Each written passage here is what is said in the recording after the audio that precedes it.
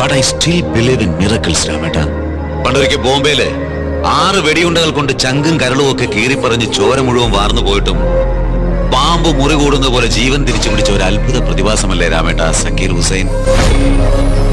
അങ്ങനെ ഒരു തവണ കൂടി ബുള്ളറ്റുകളെ അതിജീവിക്കാൻ ആയുസ് നീട്ടിക്കിട്ടി വെടികൊണ്ട സിംഹത്തെ പോലെ സക്കീർ ഹുസൈൻ എന്റെ മുന്നിലേക്ക് പാഞ്ഞു കയറി വന്നാല് then I will lead you.